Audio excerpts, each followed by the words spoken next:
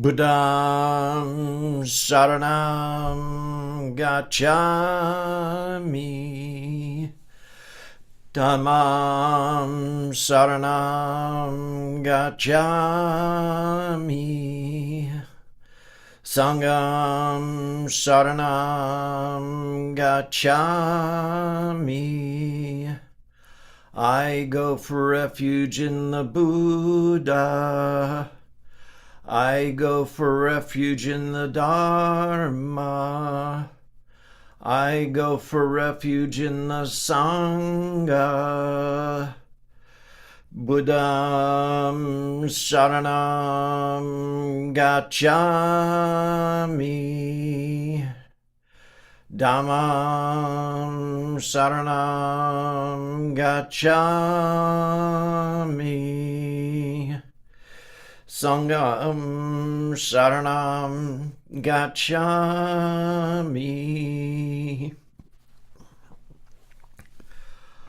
All right. Thank you all for coming. So we'll start with our first 15-minute period of seated meditation. Samsara is not different from nirvana.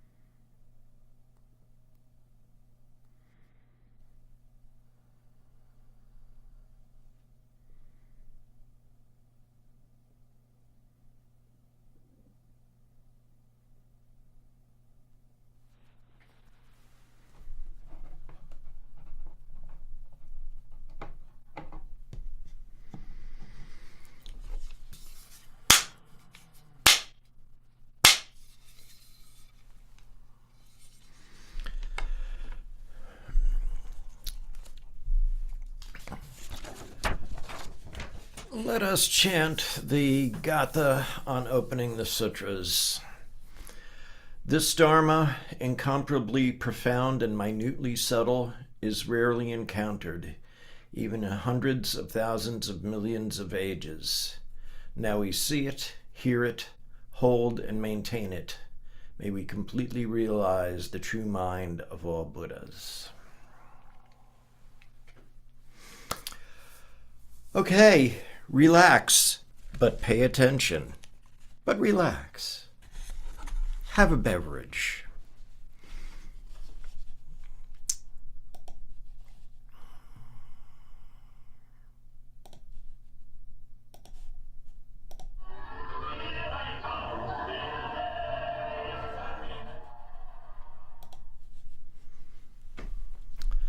So I apologize if the audio was a little wonky there, but that was Andy Kaufman, who was a comedian in the sometime at the tail end of the last millennium.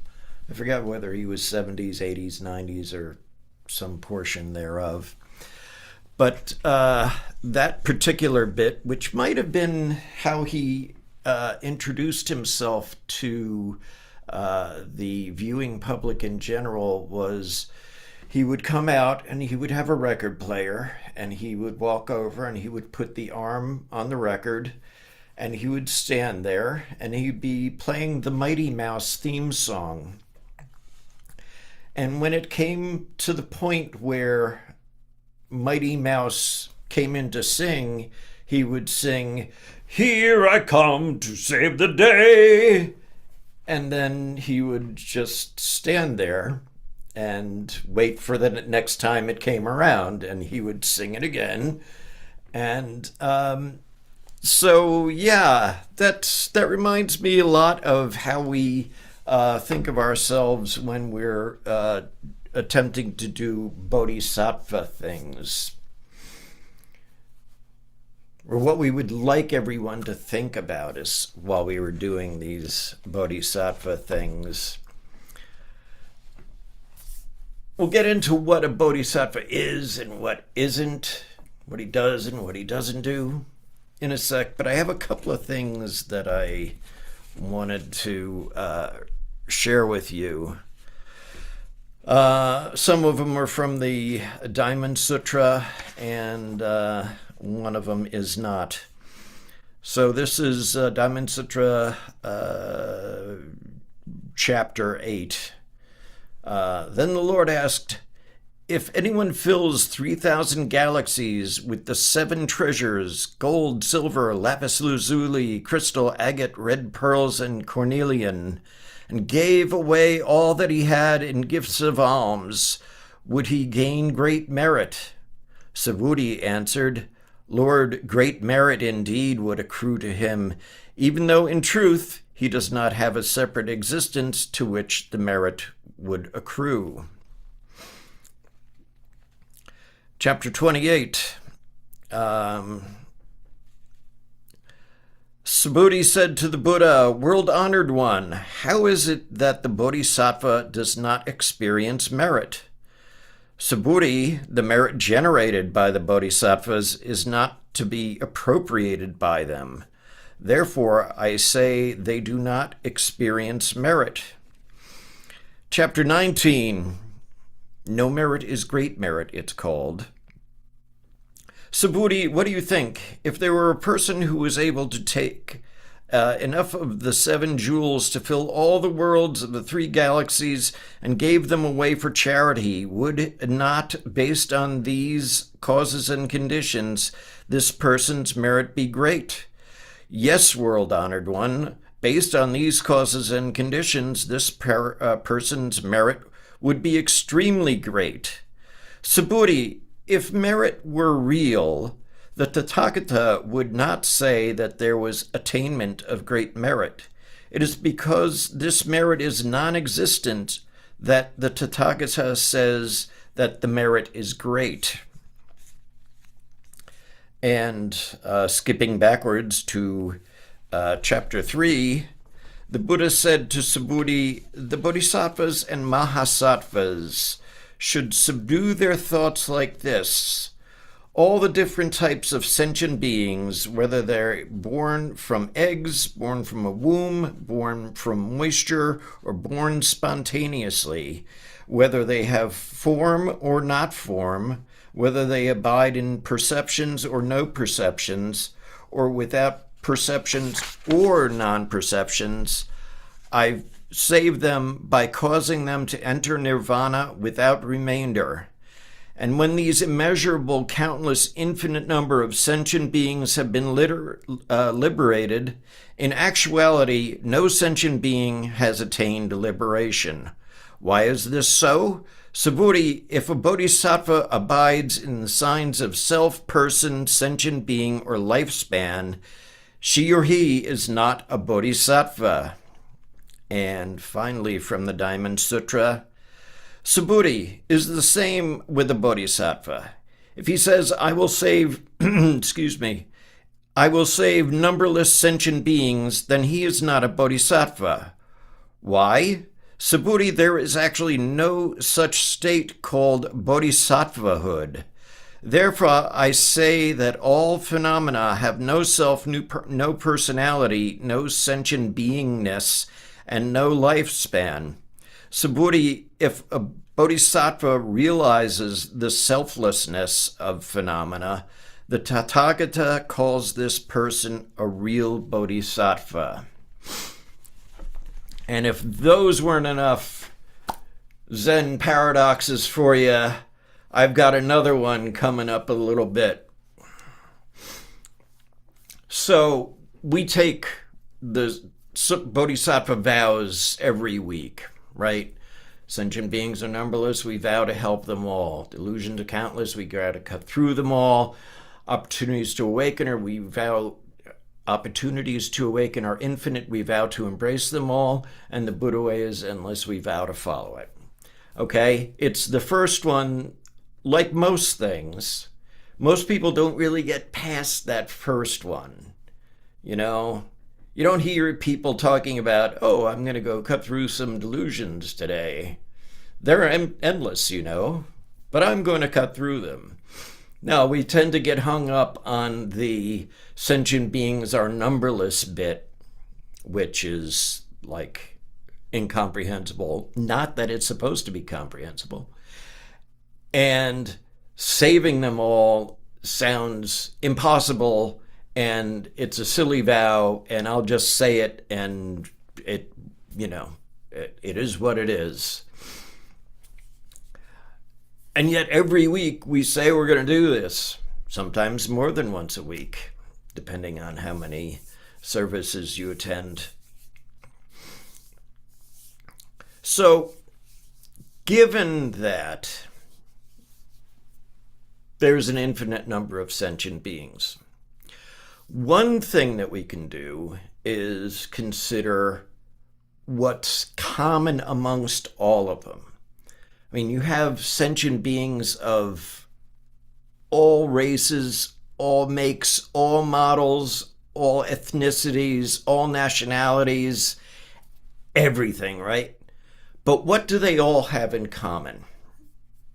They all need air. They all need water. They need some sort of sustenance. They need shelter and clothing, no doubt. Maybe not everywhere. But there are common things that everybody needs.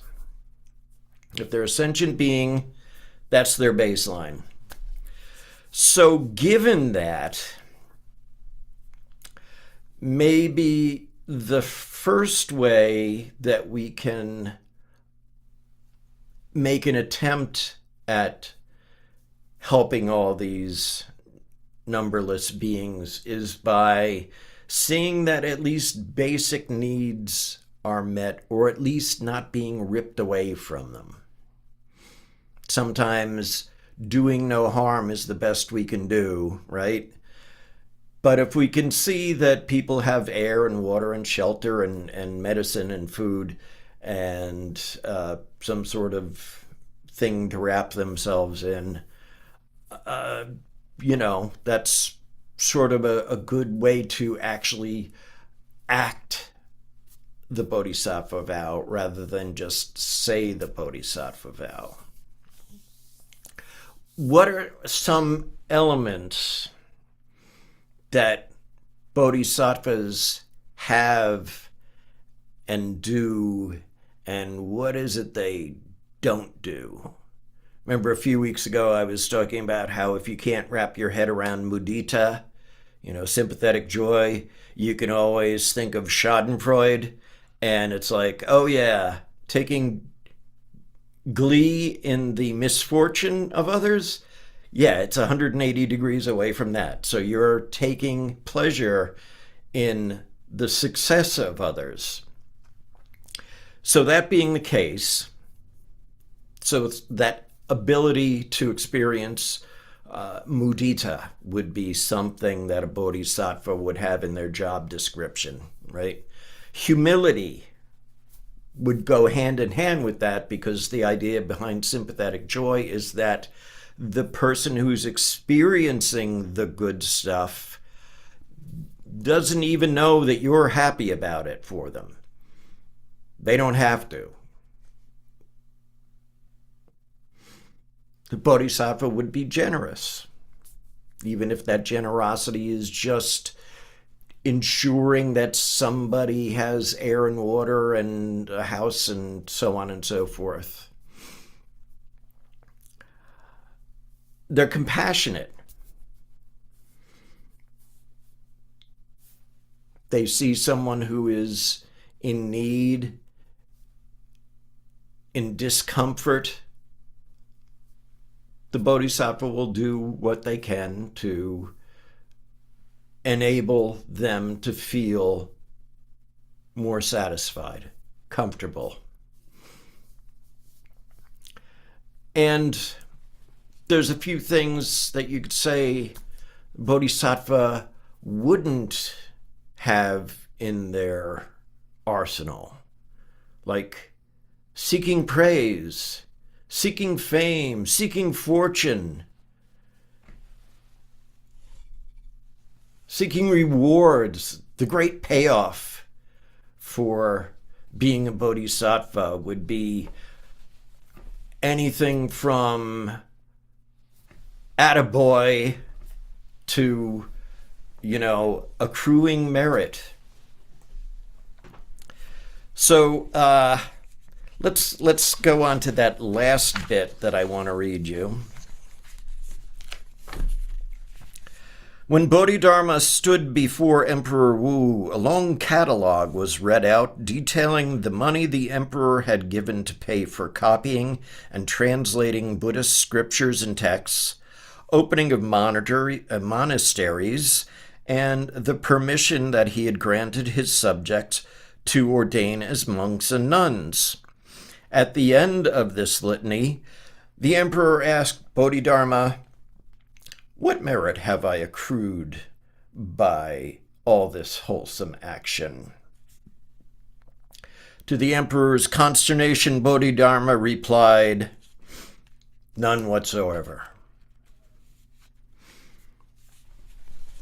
Now, we've heard that interchange, and we've heard all these things from the Diamond Sutra. And you could say to yourself, okay,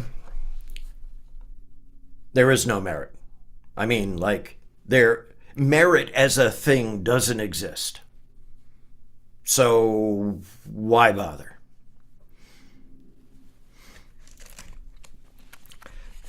The problem that the emperor had was that I accumulated the merit. Karma generated by all that positive stuff he did would be great. His intention was to do good, we presume. However, if he was doing it just with the intention of gaining personal merit, Like if he figured that was going to be the big payoff for being a nice guy, hey, I'm going to get some merit out of this deal. I'm going to do it.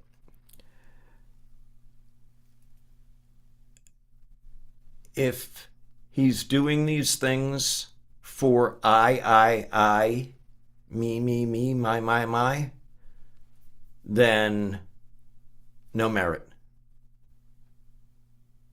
Not even reasonably good karma, because intentionality matters with karma, right?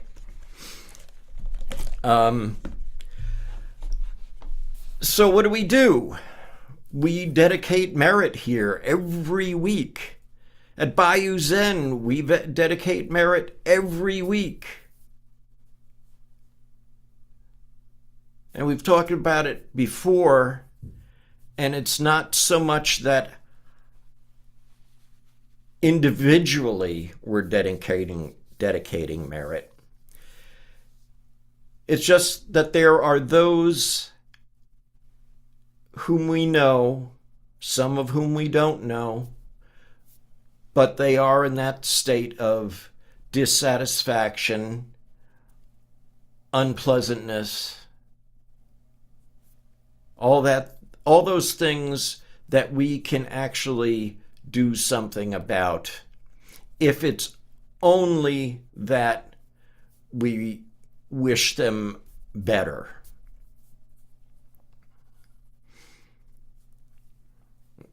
Every week we're doing the Venerable Wanji's loving kindness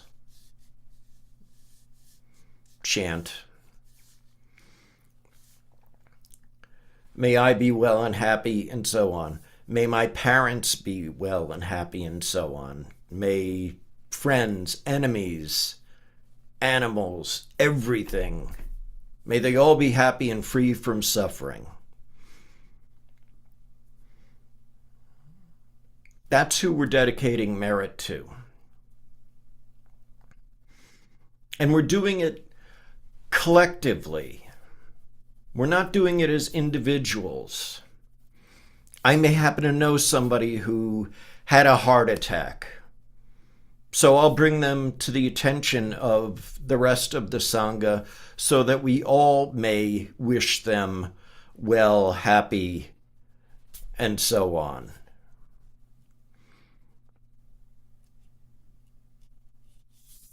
I'd like to say there's no I in Bodhisattva, but that would be incorrect, at least from a literal sense. But there is no I in Bodhisattva. We don't do things as individuals. We don't accrue merit as individuals. We don't get praise as individuals, or at least we don't look for getting praise as individuals. None of these things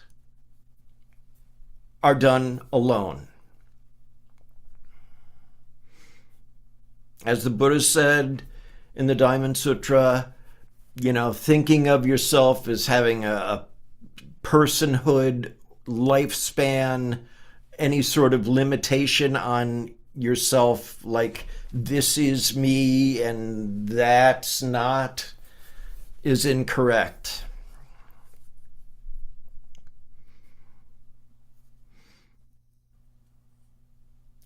We generate merit.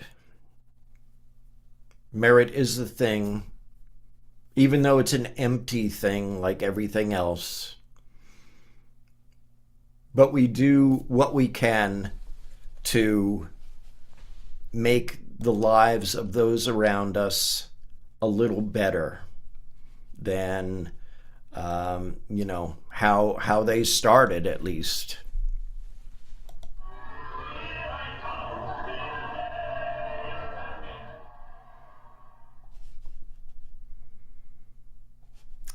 So,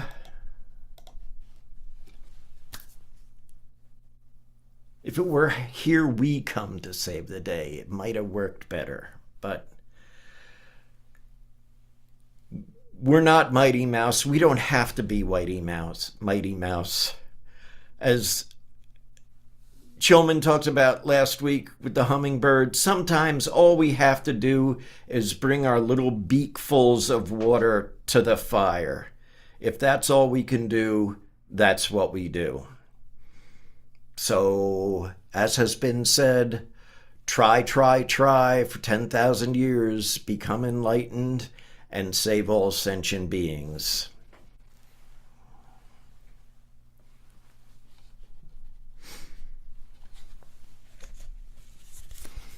And there you have it. The Dharma according to Andy Kaufman. So we'll go back for another 15 minutes of seated meditation. Seekers clinging to method sitting in meditation are like silkworms spitting out thread, binding themselves. The essence of reality is originally completely clear. When the sickness is healed, what is the need to cling to the medicine?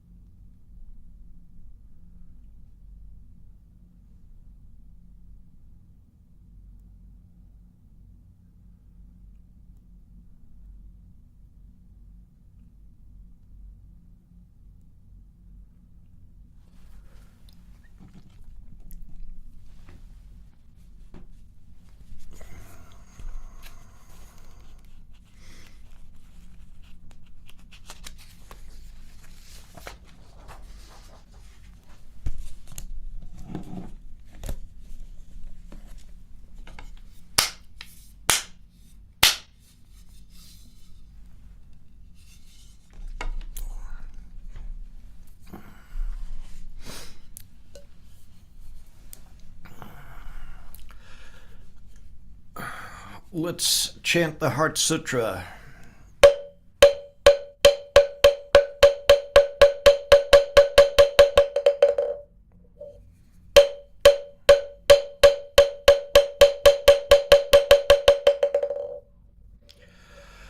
Mahaprajna Paramita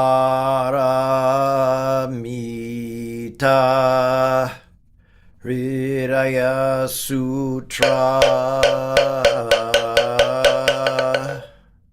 Avalokiteshvara Bodhisattva, when practicing deeply the Prajna Paramita, perceives that all five skandhas are empty and is safe from all suffering and distress.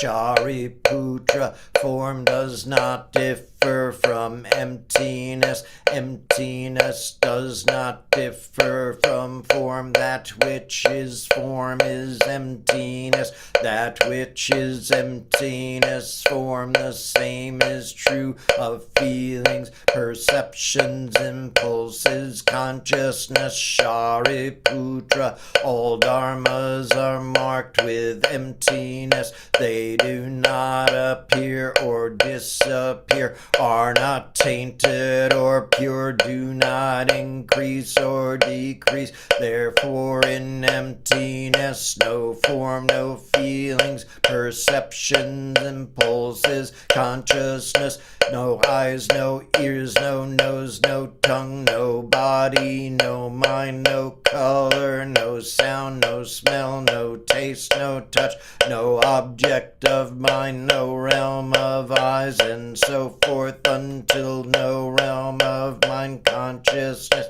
no ignorance, and also no extinction of them, so forth, till no old age and death, and also no extinction of them, no suffering, no origination, no stopping, no path, no cognition, also no attainment, with nothing to attain. The Bodhisattva depends on Prajna Paramita, and the mind is no hindrance. Without any hindrance, no fears exist. Far apart from every perverted view, one dwells in nirvana.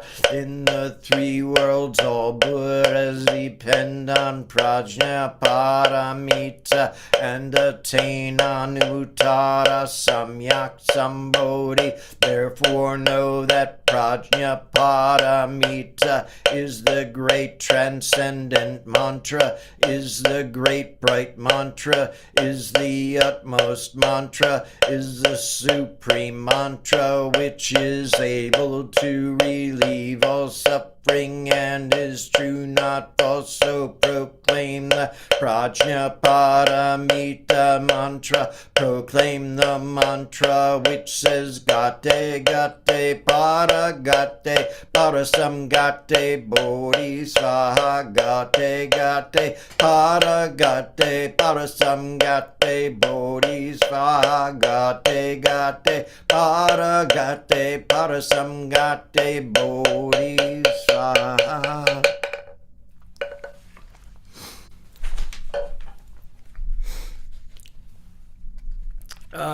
Let us now do our dedication of merit.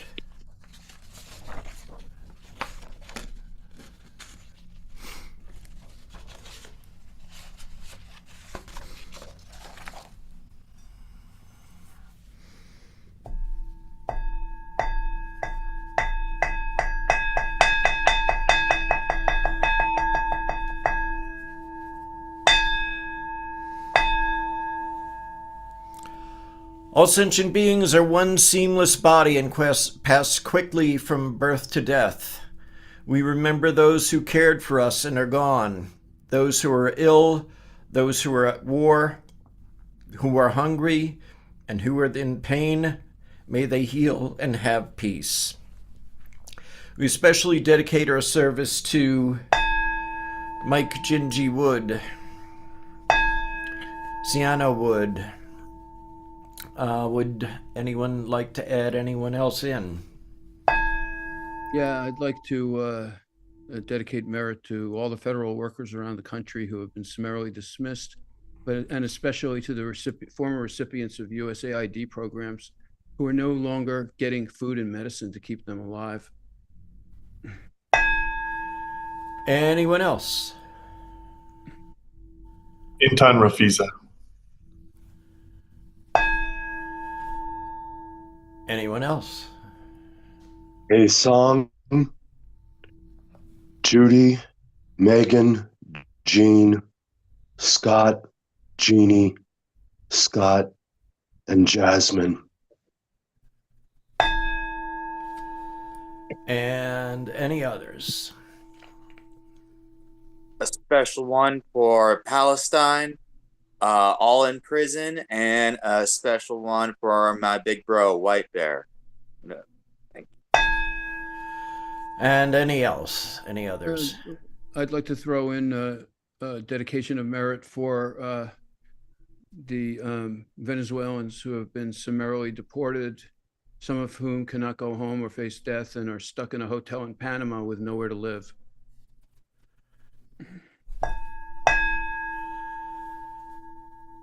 Anyone else? For the hangdogs.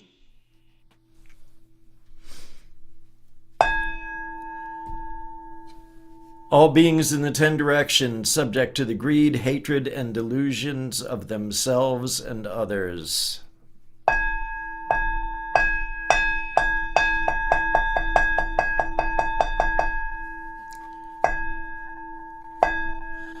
All Buddhas throughout space and time, all honored ones, Bodhisattva Mahasattvas, wisdom beyond wisdom, Mahaprajna Paramita.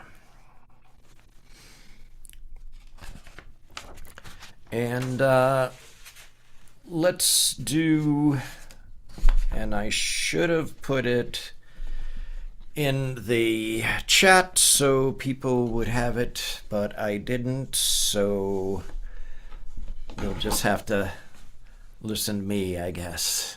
I'll do the loving kindness meditation from Venerable Wanji.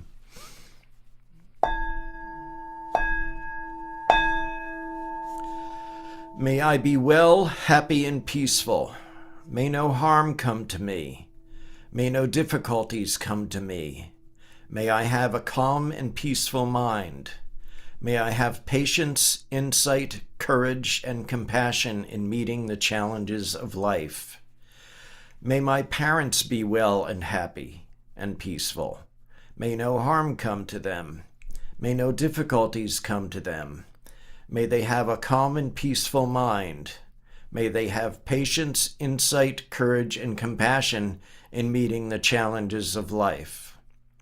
May my teachers be well, happy, and peaceful. May no harm come to them. May no difficulties come to them. May they have a calm and peaceful mind. May they have patience, insight, courage, and compassion in meeting the challenges of life. May family members and relatives be well, happy, and peaceful. May no harm come to them. May no difficulties come to them. May they have a calm and peaceful mind. May they have patience, insight, courage, and compassion in meeting the challenges of life. May friends and acquaintances be well, happy, and peaceful. May no harm come to them. May no difficulties come to them.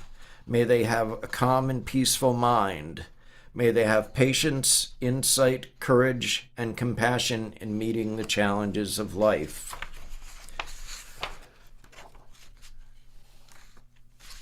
May unfriendly people and my enemies be well, happy, and peaceful. May no harm come to them. May no difficulties come to them. May they have a calm and peaceful mind. May they have patience, insight, courage, and compassion in meeting the challenges of life. May unknown persons be well, happy, and peaceful. May no harm come to them. May no difficulties come to them. May they have a calm and peaceful mind. May they have patience, insight, courage, and compassion in meeting the challenges of life. May all beings, with form and without form, visible, invisible, born or but coming to birth, large and small, from the highest realm of existence to the lowest, be well, happy, and peaceful. May no harm come to them. May no difficulties come to them. May they have a calm and peaceful mind. May they have patience, insight, courage, and compassion in meeting the challenges of life. Do our faith and practice vow. I will never retreat and will be firm in my mind in this correct Dharma. I will escape from the samsaric cycle of birth and death and definitely will see my original face. I will be sure to inherit the life of insight of the Buddha and save all sentient beings.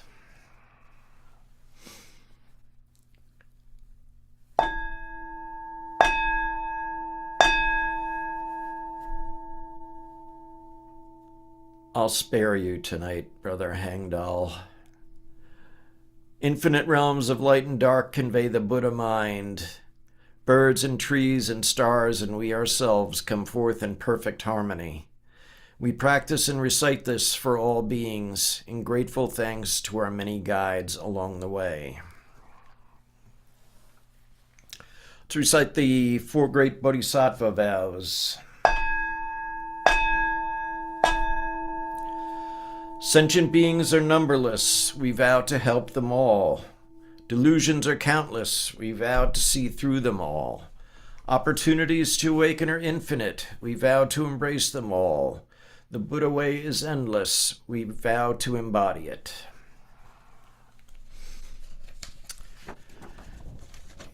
And lest we forget, life and death are of supreme importance. Time passes swiftly by and opportunities to awaken are easily lost. Strive to realize your true nature and do not squander your time by night or day.